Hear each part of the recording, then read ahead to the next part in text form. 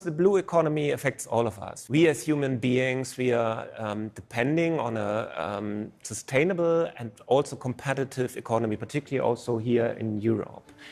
The ocean, coastal regions, the marine realm provide a huge opportunity, has a lot to offer. But of course, we are also very aware that we are talking about a very fragile, very valuable and also vastly unknown realm and ecosystem, the ocean ecosystem.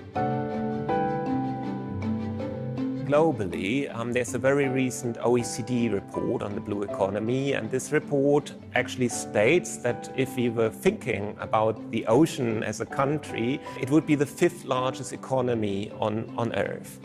Altogether, it provides about 3% to the gross value added of the economy, and this figure is roughly speaking similar for the European Union. Of course, then it depends a lot on which sector you're looking at.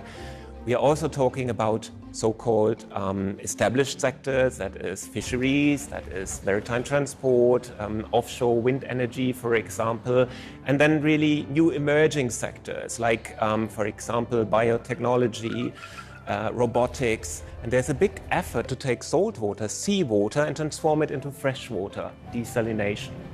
And that is very interesting, not only because it is really an alternative source of fresh water for irrigation purposes, for example, for agriculture, which is very water dependent, but also it is linked actually to the need of energy. It's very energy hungry. So we are also analyzing, looking to what extent can this be coupled to photovoltaic energy, renewable energy, basically. They have about 4 to 5 million people working for the blue economy in Europe. It has a substantial contribution also to the GVA, but what is also very interesting, we see a growth overall in the blue economy. And that is, of course, in the current economic situation, very important. It also shows that we have really the opportunity to help Europe taking advantage of blue economy opportunities to become more competitive and to grow.